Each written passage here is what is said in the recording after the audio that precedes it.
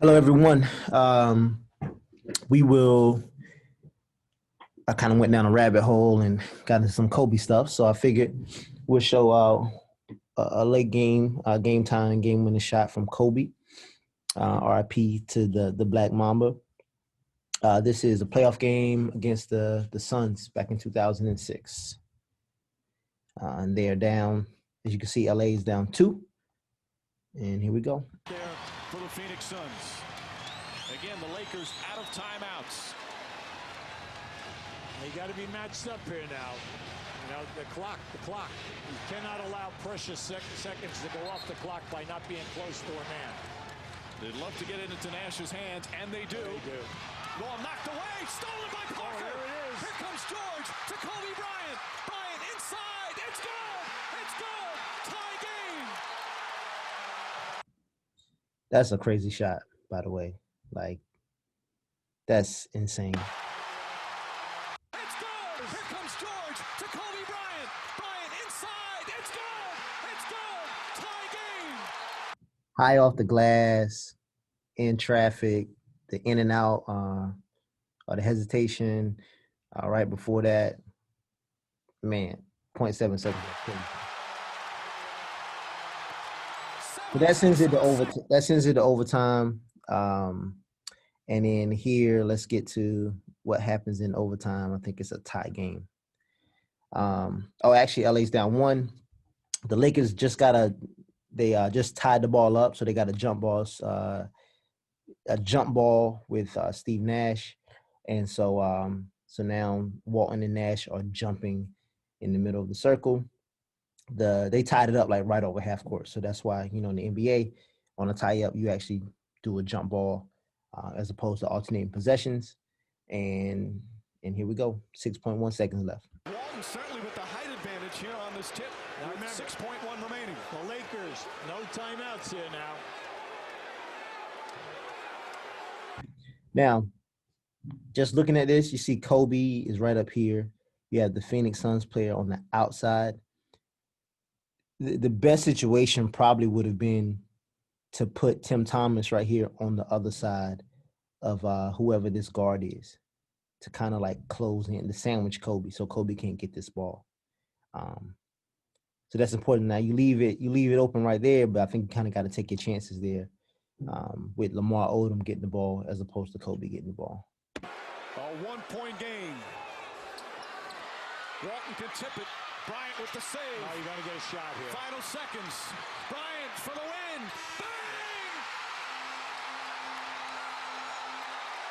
Bang! Mike Green with his bang call.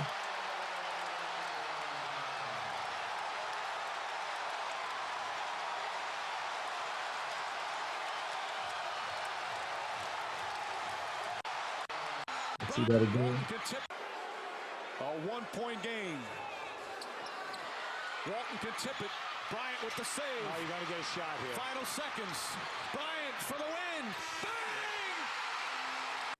Bang! One last time. Now I want you to watch on the jump ball here. And again, I don't know who that is on the other side. I don't know if that might be Sasha Vucic. But watch what he does. Like, he's going to box out Tim Thomas right here. Watch, he puts his hands up, and it's almost like he like boxes out Tim Thomas and, really gives Kobe the opportunity to get the ball. So all these like strategy things, like, they come into play. I mean, we were going on the other day, how we going to put people on the free throw line to set up our press. So like all those things come into play. And again, in the talent, Kobe just extremely talented.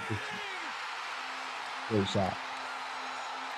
So, RIP Kobe. And that's our closing, game clip for this week.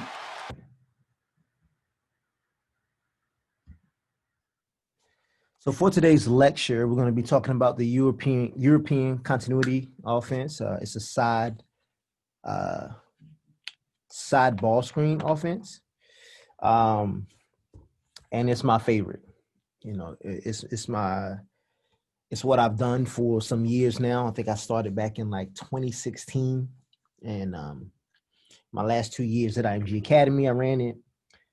My lone year at Lincoln College, we ran it, and then here we run a version of it where I think this is where myself and our head coach, Coach Recklets, like it was made it a lot easier, I think, to come here because of we didn't have competing philosophies like things that I like on the offensive end. I mean, it's her show; she's the head coach, but it helps when you're coming in as an assistant and you believe in what the program is already doing. And so we run a version of it. Really, it's the same thing. We just run a little bit different here than what I run it, and really, it's just kind of like just some spacing things, but love it. And yeah, so excited to share that with you all today. Let's see here. All right, so some of the benefits: it provides structure. Again, it's a continuity offense, and so people, certain positions are in certain spots, and that helps give you the structure. I so when we talked about the motion offense last week, one thing about a motion offense is if you're watching the NCAA tournament, the last, I say, like, sometimes there's a period of time where some really bad basketball, especially when you're dealing with just straight up motion offenses and kids are just kind of like doing whatever they want to do. Of course, you want that within the confines of the offense, but sometimes there's not structure. And so I think for me as a coach, it gives that structure. If things get crazy, like people know, okay, if something doesn't work out the way we drawn it up, I know I need to get back to this spot, and this player needs to get back to that spot. So I love the structure aspect of it.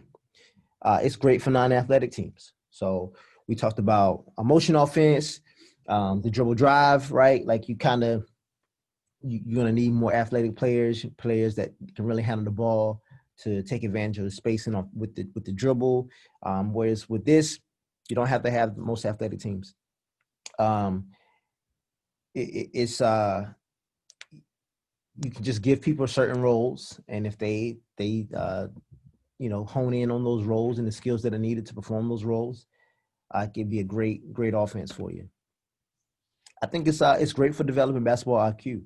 I went to this for this reason. My first 2 years at IMG Academy, we had a bunch of plays, and really, I just decided that like they needed to learn how to play basketball. And so that's the thing about this offense, which is why I think it's probably one of the points later, but it just, you have to learn how to read the defense. And so the way I talk about it here is like whatever the defense does, if you can read the defense, whatever the defense does, it's a mistake, right? Because they decided to do one thing, you read it, and now we have a counter for whatever they do. And then it just allows for multiple options. So we can run this, we can come down and we can run this, 6-7 times, and maybe get the same result, but get it, 6-7 different ways. And so I just like that. So it developed the IQ where you're teaching players how to play basketball. They're not just playing, but they're learning like actually how to play. If the defense does this thing, if they go under the screen, what do I do? If they go over top of the screen, what do I do? If they try to, anticipate the screen, all these different things that I think is important as far as like growing the actual IQ of a basketball player. Compromise between team play and individual ability. I look at it like coaches, it's a give and take, right? Because you're giving them the ability to read and you're giving them multiple options, you're allowing your individual players to kind of like say, hey, here's the read, like you make the read. It's up to you, whatever you want to do. Like these are the things that you can do. But it's on you. So you make the read and you can make it happen. So you're giving them like some autonomy right? But within your control, like your structure, right? And so that's what I like about it. It's the compromise of it, where like you want the ball to move, people have to set good screens, come off screens, and things of that nature. But your individual plays, like you give them opportunity to make the play because it's up to them to make the read. It's up to them to make the read, make the right read, and and make something happen off of that read. So yeah. And non-skilled beginning players can be effective. I mean, the first year I ran this, we had a post player who she had only been playing basketball. She was like a sophomore, and it was really like her second or maybe third year playing basketball. I think just her second year. Actually, she was a freshman, and she led us in. She was like a 6'2" post. She led us in rebounding and scoring and rebounding. And all she did was set screens, and she rolled hard, right? She just rolled really hard to the basket, and our players were able to find her. And then she, rolling hard. If she didn't get the ball, she rolled hard, and she was able to get herself in position to get offensive rebounds and get putbacks. She even got to send a game into overtime that way. And again, this is a player who, not the most skilled player, right? She was a beginning player, but within this offense, she had a role, and she did that role, and she ended up leading us in scoring. So I think it's something that is great that can be used for beginning players, probably more so at the high school level, because they're learning how to play basketball, they're learning how to read defense. But coach, you get your structure as well. But if they just really focusing on that role, they can really get some good things done. Now, some of the disadvantages, it is somewhat predictable, right? It's a continuity. So that there's a pattern to it, and it kind of goes and goes and goes. So that's it's predictable. Teams know what's coming, and really in that situation, especially when you get to our level, it's like, will the defense break down? Who's going to outlast who? Will the offense stay true to their principles? Will the defense, if the one time they cheat, their principles, can we take advantage of it as an offense? So it is somewhat predictable. And I think you do need a decent level of ball skills for multiple players, right? So people don't have to be the best ball handlers. Your guards, your 1, 2, and 3 players, they don't have to be the best ball handlers, but they need to have a decent set of handles. Again, not great because they're going to be coming off a screen, but they got to be able to deal with the pressure while they're waiting on the screen to come. It's important for them to be able to use both hands, because what'll happen is, if someone can't use their left hand, they get the ball on the right wing. When now they come off that ball screen, they have to go left. And so if they're not confident going left, then the defense can take advantage of that, right? And it can stall the offense because now the ball's on the right side of the court, and you want the ball to go from side to side and make the defense work. Well, now this person can't go left, and so every time you get in the game and she or he ends up on that right wing, now you're having a hard time getting the ball across the other side of the court. So that's why I say, a lot of times below high school, you might have like 1, 2 players that like have the ball skills. Whereas when you get to high school, you probably want to have a few more players that have the ball skills to be able to run the offense. And when I say ball skills, of course, mostly I mean like ball handling. Sometimes because it's a continuity and the ball's touching a lot of people's hands, you could go some possessions where your best player doesn't get the ball in a great spot. Or if you're on a team where you're first putting this in and the ball's not moving around a lot, your best player might be your point guard, and they give it up and they might not get it back again.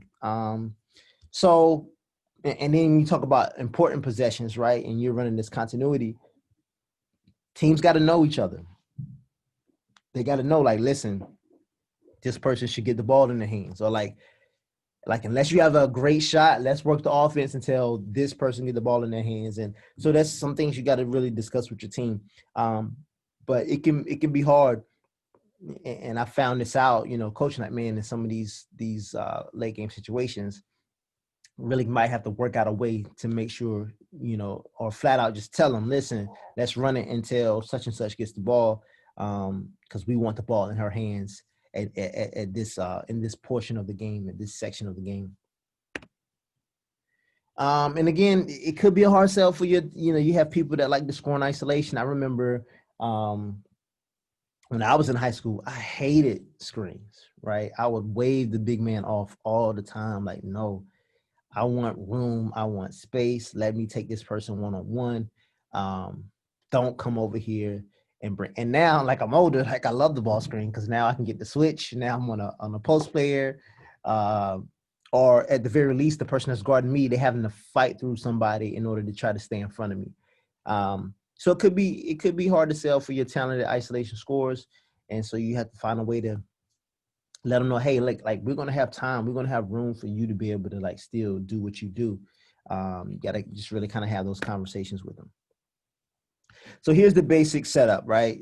You start out with your point guard has the circle around, and I'll get a legend. I'll get a legend out to you. I'll make it available.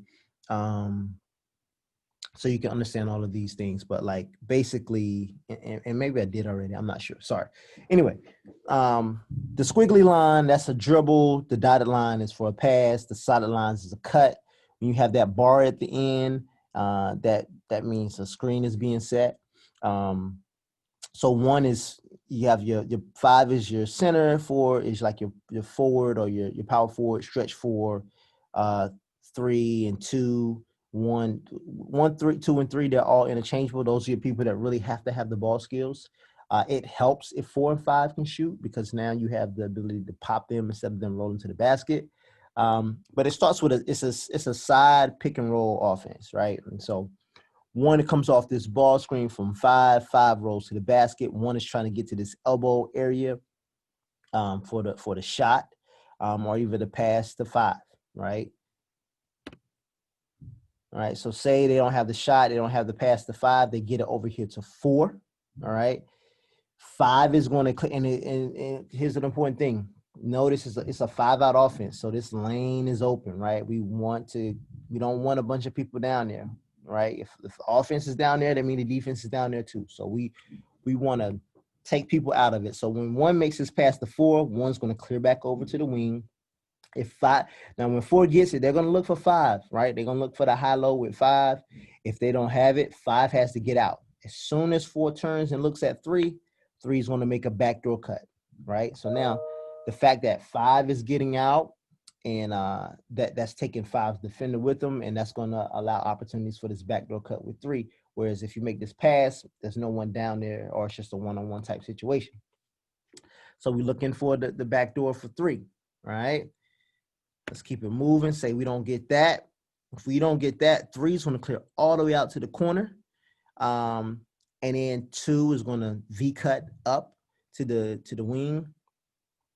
4 makes the pass, and then 4 goes and set the ball screen. And now everything is just like it was before, right? So 4 sets the ball screen, and then they roll to the basket. 2 is getting to like this elbow area, looking for the shot, looking for the pass to 4. If they don't have it, they will kick it to 5. 1 will become the backdoor cutter. 3 will V-cut up, and so on and so forth. So you see the continuity aspect of it, right? And really, when you're teaching this, I tell my players, it's rare, like the first ball screen, you're going to get something, but it's like that second, third, and sometimes, if you're dealing with a shot clock, that 4th ball screen where the defense cheat because they're ready to get the ball or they're tired of doing the same. Like you just want to take advantage of a team not being disciplined, and now opportunity will open up for you. All right, and so here's what I talked about, the continuation of that, getting the 5, 1 making the backdoor cut, and then you're going to have 3. 4 is going to get out of there as 1 is making this backdoor cut, and then 3 will come up, and it'll start all over again. Now, there are some different things that you can do with it, right, to keep and still stay within the continuity of the offense. So again, 1 comes off 5 rolls. 1 has either option. Let's say they get it to 4. So the backside of it, right, instead of doing the same, this is where you can really like switch it up. And as a coach, I think you can do this a couple of different ways. You can say like, hey, on the right side of the court, we're doing our normal ball screen action. On the backside of the court, we're doing this. And so I called, I think I called this like hands, because it was a handoff into a down screen. And so in this scenario, 4 dribbles over, hands it off to 3. 3 really is trying to get to the basket if they can. But then 4 is going to set a pin down for 2, right? And then after the pin down, they're going to roll to the basket that way. And so now 3 has the option to kick it to 4, or the option to kick it to 2, or the option to kick it to 4. And you can, hey, on this side of the court, we're doing this. On the other side of the court, we're doing this. Like you can switch it up and do it so many different ways. I think we had an option of back, where the 2 would the 3 would cut backdoor. The 2 will come up, make the pass to the 2, do a handoff with the 2, and then the 3 will set a back swing for the 4. Like it's so many different things that can happen. But then this is how you get back into it, right? From the play that we just ran. 2 has 4 here on this post up, right? So if the ball goes to 2, you have 4 here on this post up. 3 will cut through to the corner. 5 V cut up to the slot area, and now you're right back in the offense, right? So 4 would cut up, 5 would be here, and then 1 would be on the wing, 1 would cut through, and then 3 will come back up. 3 will come back up to the wing, and then you're right back in your offense with the side pick and roll. So that's Euro. Real quick, I want to, let me see. Let me just go. I don't think I have a blank one, but I don't have a blank one, but the important areas in this offense are going to be your slots. So remember in your vocabulary, and I think we talked about this in the quiz too, like this lane line, your lane lines extended, like that's the slot area. So those areas are important. And let me go back.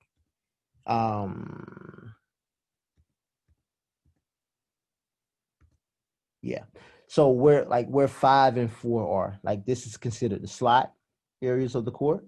1 is on the wing, 3 is on the wing, and 2 is in the corner. And this is like an empty setup. And when I say empty, like the ball side, strong side, right, where the ball is. So 1 is circled, 1 has the ball. This corner is empty, right? There are some offenses where you would have the corner like full. But in this scenario, the corner is empty. And then you're going to have the 2 on the other side. And so like these are in this scenario, in this play, this is what you're going to, in this offense, this is how the setup is going to be. Those slots are major. So when you're talking about practicing, our 4s and 5s, they practice like the 3s that they take a lot of slot 3s, right? That's what they're practicing, because they operate in the slots a lot. So this is the place where they're going to be shooting their 3s. Our guards, like they practice their 3s a lot of times are going to be from the wings and from the corners, right? Because if the 1 can get deep in the lane, that person is forced to help. And you'll see this when we watch film in a little bit. You'll have 2 open in the corner right here. So, but those are the areas of the court that are very important in this offense. We operate more so in the slots in this particular offense. Whereas, in your 5-out, other 5-out motions, you're going to be like at the top of the key, both wings and both corners. Here, the slots are a little bit more important. And really not, and just one corner, the weak side corner, as opposed to the strong side corner. So just wanted to point that out. And then next we will go and watch some film. So we're actually going to watch some of how we've run this in the past, this past year. And the important thing is like your ball handler has to have an attacking mindset. And that's important because you have to force the defense to do something. If you don't have an attacking mindset as the ball handler, then the defense they're going to be able to recover from the ball screen. So right here, you'll see we have the initial ball screen. We want that ball screen normally to be below the free throw line to give you more space to operate in here. We get the roll here, 45. We get the, let's back it up. So sometimes one thing that we made, sometimes you can cut back door. Sometimes you want to set the screen. So here she's looking to set the screen. She changes it and cuts into a backdoor cut, right? Now we get this ball screen set. Again, we want that to be a little bit lower. But if she doesn't come off this hard, the person that's guarding the ball, she's going to be able to get right back in front of that. So that's why you got to have that attacking mindset. She attacks. She gives a little hesitation right here, and then boom, and we get all the way to the basket. So you got to have that attacking mindset, because if you come off this weak, you come off this soft, the defense is going to be able to get back in front. So you want to get it where you come off hard, this person that's on the ball is behind you, and you force the person that's guarding 13, I think it's 22 here, you want to force her to step up to give you that. Like setting the screen gives you the advantage. You got to come off hard to keep the advantage. All right. Here's another example of that. Right. Now, I will tell you, different teams play this different ways, right? And this is all about the reads. So one thing that we like to do in this scenario right here, and again, we send someone over and we like kind of almost overload the other side of the court, so we can have all this empty space over here on the right side. Just a lot of empty space over here. But with a team like this, we want to a lot of times make this pass to 13, so 13 can make the pass to 45. You'll see that later on. But again, she comes off. The defense is trailing because they get hit a little bit. She comes off this hard, and she's able to get downhill and finish.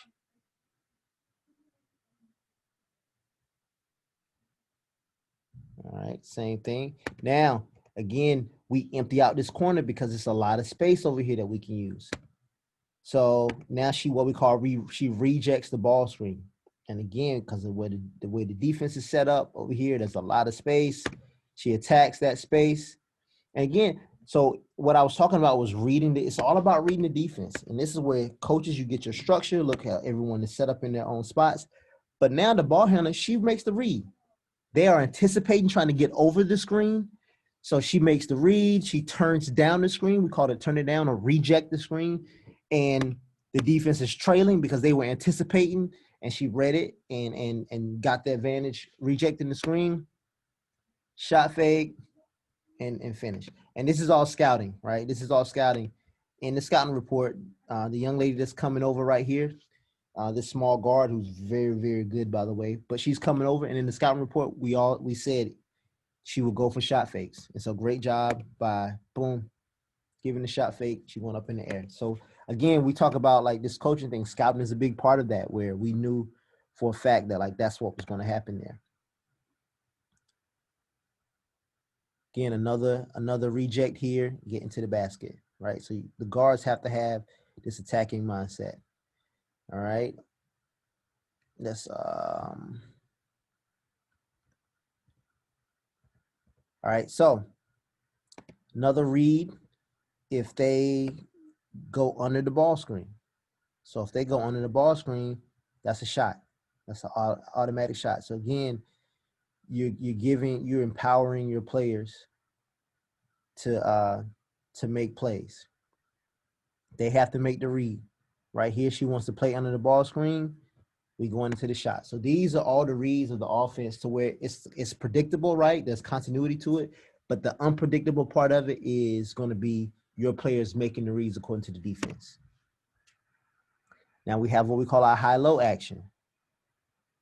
So she makes the pass to the post, right? And let's go back. Now, the way the defense is playing this, and we'll get into this a little bit when we cover defense later on, they're what we call hedging, right? Their job, number 40 here, her job is to push the ball out that way. So in this scenario, we don't want our ball handlers to actually attack. We want them to get rid of the ball as fast as possible, because the only help is this baseline defender right here. Look how much court is open right here. So we want our ball handler to get rid of the ball, and now we going high-low automatically. Look, this defender is sitting in here, but defensive principles. When that ball goes over there, this defender right here has to move. Look at the defender that's in the paint. Let me go back a little bit. Ball is on this side of the court. She's getting in the paint. Ball goes to the other side of the court. She has to respect the fact that this pass can be made over here to the wing. So she's getting out of the paint, and then that's what leaves that open. Great HighLow action here there. All right, we're gonna see it again. Right here. Good, same thing. Great HighLow action. She comes off the screen. We can't get anything. She makes the pass. That player that set the ball screen, she continues to roll. So it's the same offense. It's just a lot of different options that you're going to get out of it depending on how the defense plays. Come off the ball screen, make the pass. And here she seals for the high-low.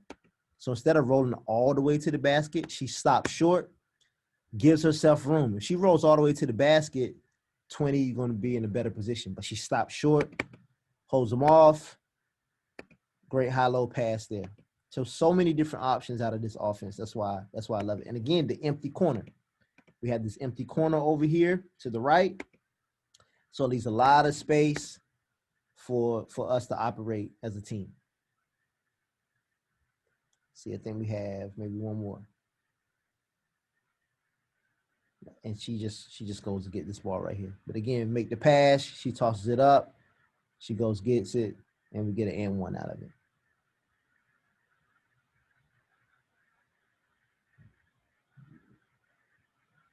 Another good one here. Here she just buries the defender behind her. So they switch. When she rolls, she keeps the defender behind her and high-low, and that's an easy bucket. All right.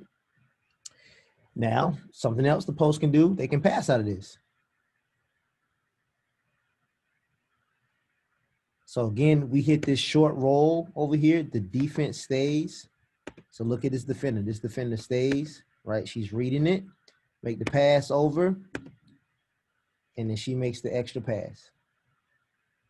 Again, just really good basketball with the post being able to pass out. See it again here. She gonna look at 23. She's clearing out to the opposite side so we can get an empty corner. Coming off the ball screen, we get the high-low. Look who helped. 23 who cleared out over here. Her person ends up helping. Now she's wide open over there for a three. Great job by our post player recognizing that she's double teamed. Kick it out. Three. Good basketball. Really good basketball. Now we have some backdoor action.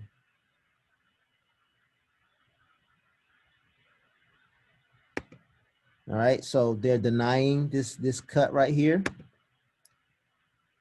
Now we have someone that just rotates up, and we're still in the offense, right? We're still in that continuity offense. So again, our mindset is whatever the defense does, it's a mistake. They want to deny here. Well, you know what? We're gonna cut back door. We bring somebody up. We get right back into the offense, and we get an and one there. Same thing. Again, this is a team in our conference. They know we run this. There's a predictability to it. But again, our mindset is whatever they do, it's a mistake. Cuts back door. We rotate up. Still in the offense. And boom, we get the shot that we want.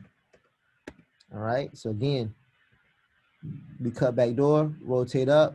She swings it out. Right back into the offense. Easy shot, right? Let's see. Let's get one more. Backdoor cut, rotate up. We get a handoff.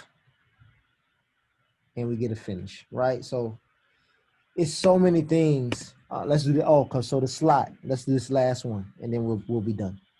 But there's so many different options you got to. So remember, I told you the slide is a very important spot for us. Now, here's why. So watch this. They're hedging this. We want to get rid of the ball. This defender, this bottom defender, when the ball gets to the slot, they need to read what's going to happen here. This bottom defender, she's guarding two. So this is where spacing is important. She's guard. She stays in here for this. So our person that has the ball at the slot, they recognize that. We have a special term for that. But she recognizes this. So instead of forcing this pass down low, she kicks it out to the corner, and we get an easy look out of that. All right, here, this is why it's good to have post players that can shoot. So here we come off the ball screen. They're hedging it as well. Their post player is standing in the paint to help. And so our post is like, all right, thank you. You know, we're just gonna knock this shot down. We'll see it again here. Pushing them through to get the empty corner. And again, this was a read too. So watch, she rolls. This bottom defender is working right here to guard against this roll. So we make the skip pass. Post want to sag down to help out right here. And so our post player is just like, that's a bucket. That's Brandy Bisping, by the way. She can really shoot the basketball. Here we go. We'll do one more, and then we'll be done. So again, the hedge, we want to get rid of the ball as soon as possible. And then we have the drive as well. All right, we have the drive as well. So we have the shot. She jumps out of her frame, and she's able to get the step through for the basket. I lied. Let's go one more. This is my favorite offense, so I'm sorry. Again, we get the drive, slot drive, Brandy again. 13 all-conference player last year. And we're looking for more of that this year.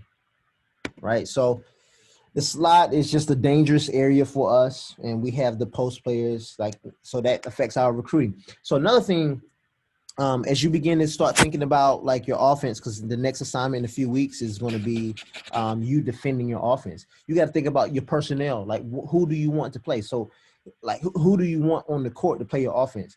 You go dribble drive offense, right? You're going to need a particular type of players on the court. More than likely, 4 of them are going to really have to be able to handle the basketball. In our offense, we want post players that can shoot, because if post players can shoot, that means if you have a post player that can't shoot, and you know how we played the 5 out, well, the people that are guarding the post players, they just going to sag back and stay in the paint. But now if they have to guard the shooters, now it's going to keep the floor spaced. And you want shooters to keep the floor spaced so they can't clog the paint, so that'll give you some of those driving angles coming off the ball screen. And people can't help as much because they have to get back to the shooter. Now you say, okay, do I want to give up an open 3? Or the layup. So they have to start factoring those things in. And so those are things you got to think about. So we recruit according to how we play, right? And that's the one thing we tell our post players, like, listen, you got to do your work down low, but we will allow you to shoot. We had a shooting drill matter of fact, the last 2 weeks in our shooting drills with threes, it's been post players that have had the most in these shooting drills. So that's something to just keep in mind as you're thinking about the type of offenses you like. You got to also think about the players that you need to run the offense. And then that has to coincide with what type of defense you're going to run, right? So if you're going to run a defense with offense with post players that like really aren't going to, be out on the perimeter and they do a lot of work down low, then more than likely you're probably not going to do a lot of pressing, right? So your offensive and your defensive philosophies, they do have to match up in some respect. But again, I hope you enjoyed it. This is my favorite offense, so I couldn't wait to kind of show you these things. And it's a little bit different than what we've seen already, but it's very, very effective. And you can use a lot of those true motion principles in this as well. All right, have a good one. Don't hesitate to reach out if you need anything.